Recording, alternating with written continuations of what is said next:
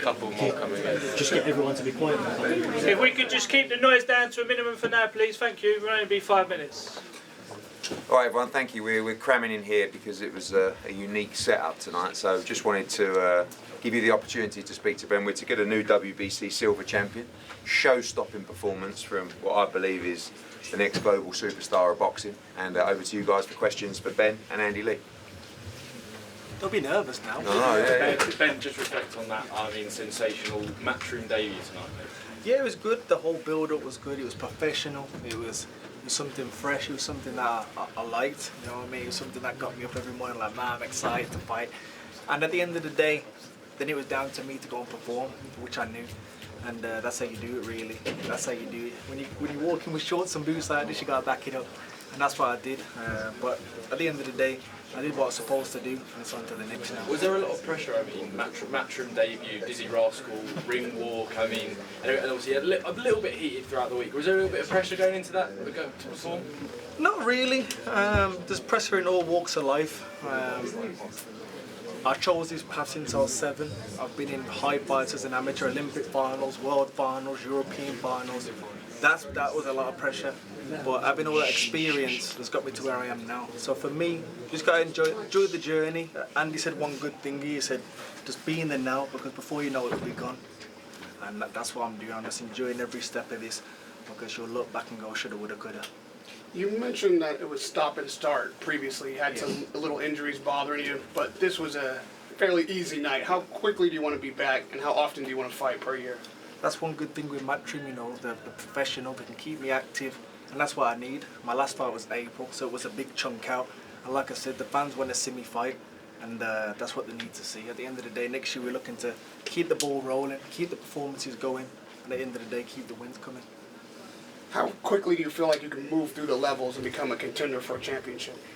I truly don't believe no one can move like me. They don't have my speed like me, and they don't have the IQ like me at 175. They can all bang, they can all gritty. I've got something different. At the end of the day, I'm 11 fights in. That was my 11th fight, and it's all about process. When you want to build a star like me, you gotta take your time. Last one, I know you and Andy, it's your second fight, second knockout.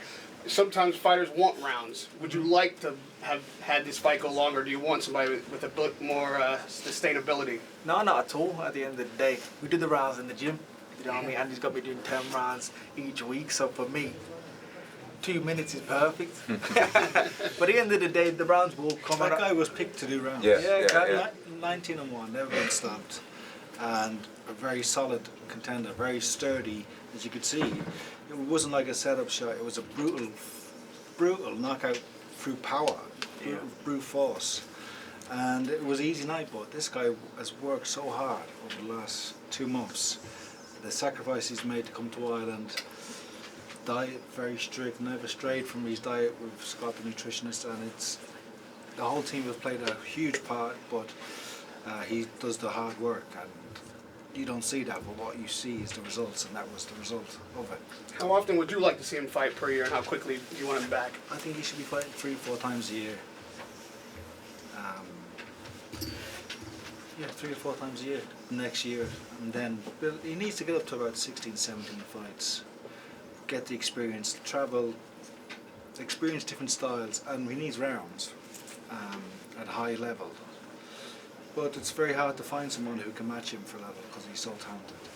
And I just think the next couple of years are going to be a great time, building him learning, going on the road sometimes, coming back here to Birmingham, and by mid-2027 he should be right there, right at the top 5 light heavyweights in the world, and ready to beat any of them. Thank you. Ben, you're obviously aware that a lot of people are tuning in to watch you lose, as many as the people that are tuning in to watch you win. What is your outlook on those people hating? Do you like rubbing it in their face when you win, or do you want to convert them into fans? Show me the money. That's where it comes from. At the end of the day, as long as they turn up, as long as they tune in, as long as they pay to watch me fight, my job is to go out there and fight. I'm a bit Marmite, of course, but the people around me know the true me. As long as I go out there and win, they can all say what they want to say. Well, Eddie made those comparisons to Prince Nassim and Chris Eubanks Sr. Do you really feel in the same way that divisive nature is what sells. That is absolute box office. You're not trying to make people like you, but they have to respect you regardless, don't they? Yeah, in sport you need something different. It's all good and well, nodding and smiling, a bit of a herd mentality, but for me I've always been different. Even in school, that's probably why I got kicked out. But I've always been told to stand out. That's what my mum told me to be, a standout star, and that's what I'm trying to be in boxing. But it's authentic as well. A lot of people do fake it. At the end of the day, I'm just being me. I know when to turn it on, I know when to turn it off, and that's it. Eddie, you understand that as well, don't you? You have those haters and you laugh in their face a lot. You don't really care if people like you. It's quite popular, to be honest with you. I think you know you're a divisive character as well. You don't really care whether people. You're the love hater, you or right? hate. I'm not saying anything. How many bad. burner accounts? I know, man. Check his Instagram. Am I speaking facts or Yeah, not? yeah. No, Look, no, I think I don't know. look, at the end of the day, I think when people get to actually know you, and that's the difference, isn't it? There was When a compliment in there, by the way. I'm sure it didn't sound like it, but when I first started watching Ben, obviously he weren't with me, so you know, I was watching him going, I'm sure I like this guy, like he's in there, he's back doing the back slap and like, but you know, but everybody's talking about it. But it's actually when you know the man and when you know how hard he's working and you realise that the person that he is, that's when the public will start to see that. Our job is to show his true character as well behind that showmanship, right? And we're not looking just for pats on the back and for fans, but it's just a natural storytelling journey to show people the true story of Ben Whittaker, and everybody's going to love it. So, but you're always going to get people in life that don't like you, and of course, when you're a little bit flash and you're out there, you're going to get envious people that look at him and go, "I can't stand it." And they're the people that wake up miserable every single day, and actually spend their whole life doing absolutely fuck all, right? Exactly. So we're not those people, right? What we are is we work hard. We want to be the best at what we do. We want to give 100%. If we can be good people as well, fantastic. And obviously, look, he's a man of extreme faith, and that's important to him, and that's his principal priority in life. So that comes with this comes with a journey. For me, what I'm interested in is seeing the legacy that he can build in the game. I love the showmanship, I love the promotion, I love the storytelling, but that's actually the easy job with Ben, really easy. You know, people saying about, you know, we did this and no one done nothing. Ben done it all, right? Through building his own brand and through being himself. We came along, we got gifted on a plate this, you know, perfect promotional superstar that we can just go and do our thing with. The harder thing is to navigate, like Andy said. Although I'm got a big mouth, I know boxing and I know how to move fighters, and that's what I'm most interested in with Ben, because I think if we get it right, you could have a guy that can win world championships. And myself and particularly Andy. You know, I know he was bopping in there to Dizzy Rascal, but what he's more interested in is legacy and actually what we can win and build in this great sport. And this is just a small part of that. One day that'll be gold, and it will be a beautiful thing. And that's what I want to do. I want him to make money. I want him to be a superstar, but most of all, I want him to win championships. And you know, we want to be there in the ring with all the belts and in all the big fights and be part of those nights where it's like shit or bust, you know, where it's like just, you saw it recently, like, you know, this is what counts. Ben, talking about winning championships, you had David Benavidez kind of say he'd want to fight you at Wembley. I mean, I'm not saying that fight is next, but it's only good things to have the WBC World Champion saying your name as well. Yeah, of course, like you said, you're obviously doing something right from their radar, but I've got my own path, I'm on my own journey, and when I get there, I don't want to compete, I want to beat them. You know, man, I just want to be part of the party. I want to be the man where they don't want to fight me. So that's what the journey I'm on.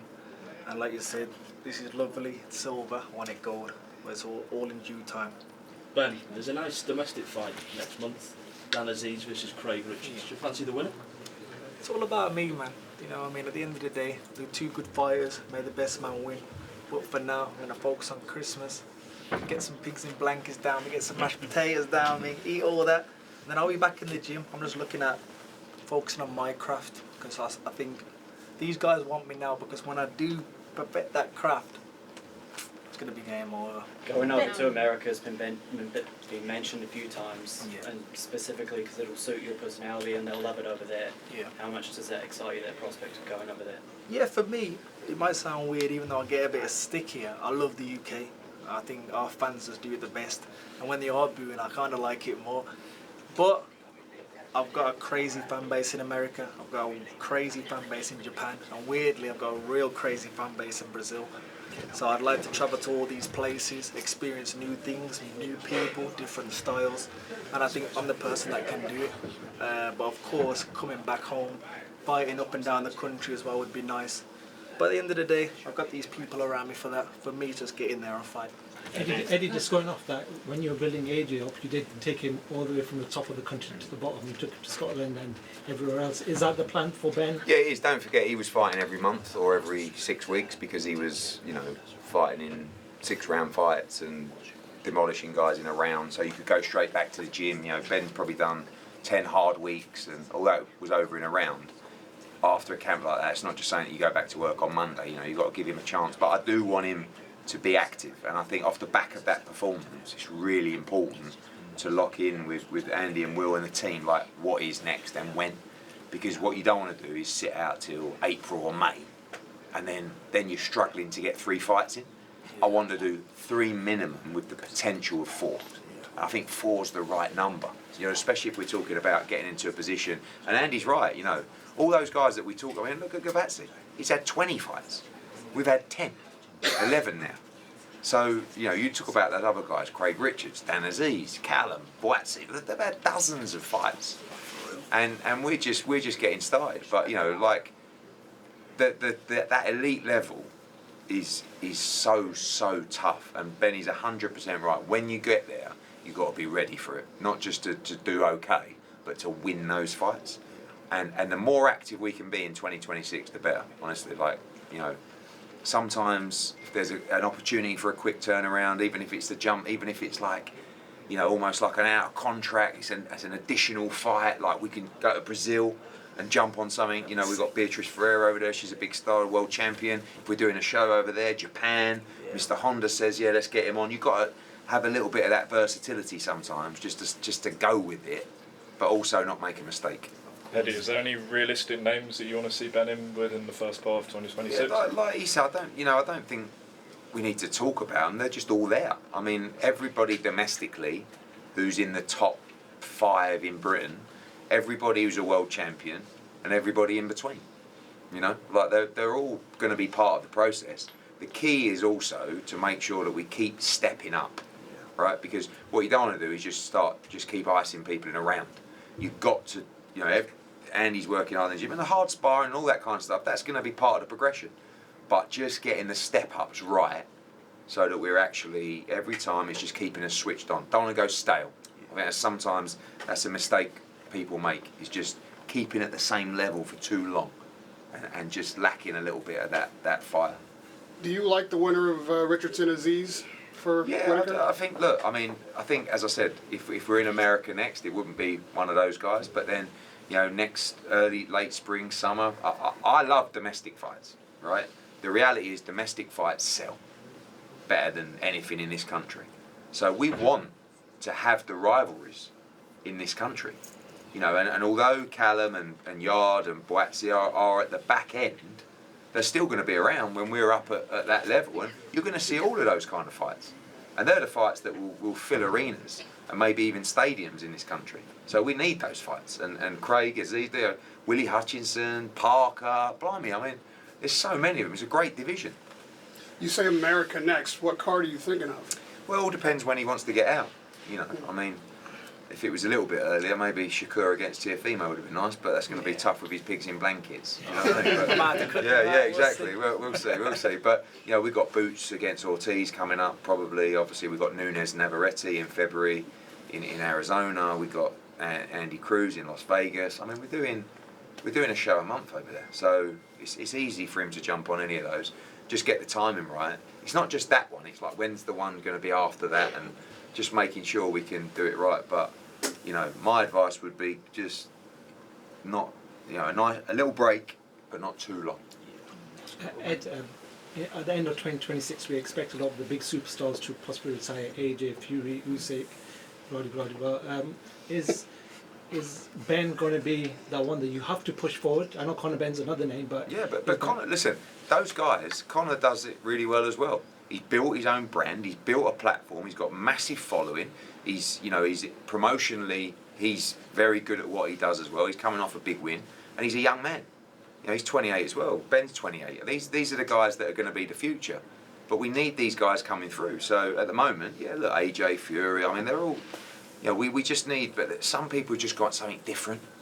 Has he got that AJ sort of hype around him? We saw AJ when he was filling out stadiums. And yeah, I mean, look, AJ won the Olympic gold in London for the super heavyweights. I mean, it's a big, it's a big stepping stone to go. But you need, like you see from his social media following, you see from the different kind of fan bases that he has. Most people these days have the boxing fan base behind them. He has the casual fan base behind him.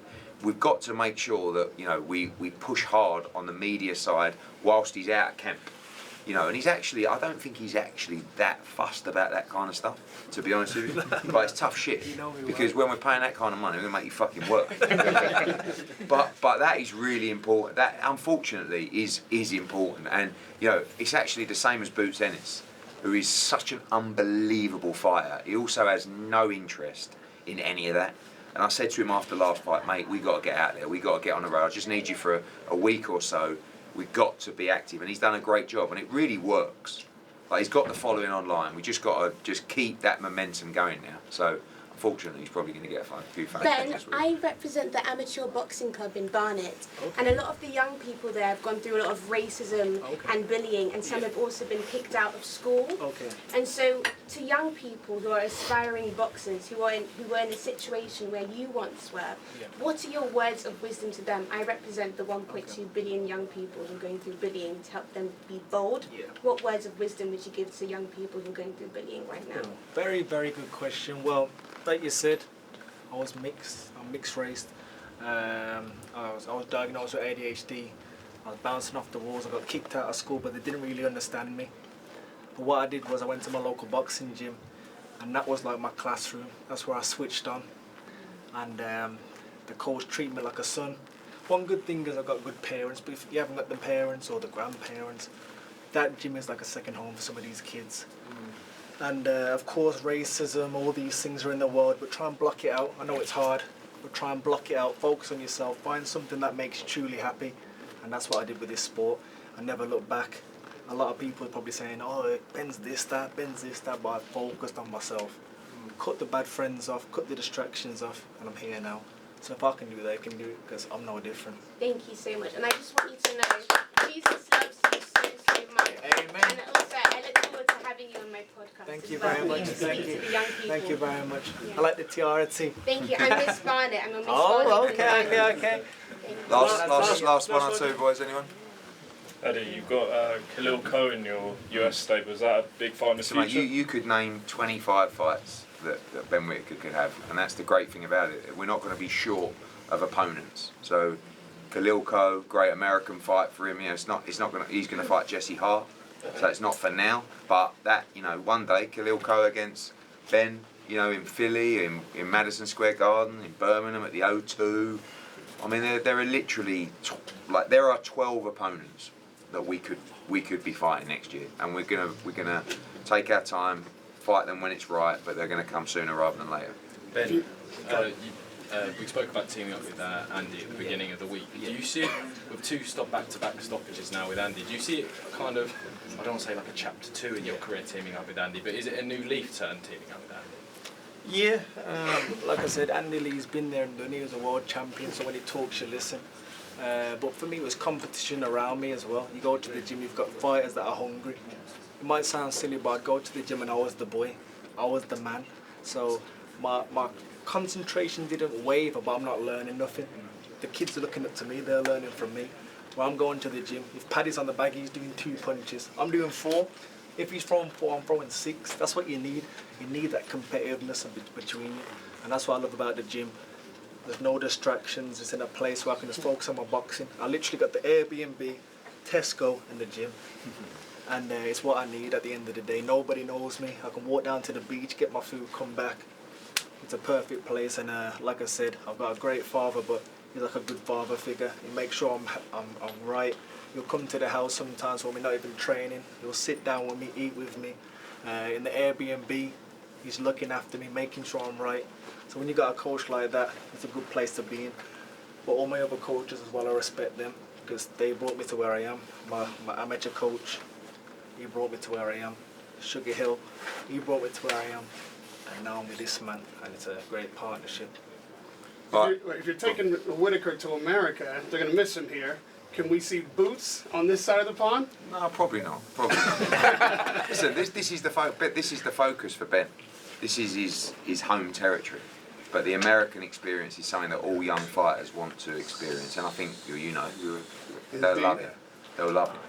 And but boots against Ortiz, watch this space. Hopefully, it won't be in London. It'll be in Las Vegas. So we'll see. Okay, everyone. Thank you very much. Everyone, well done. If you just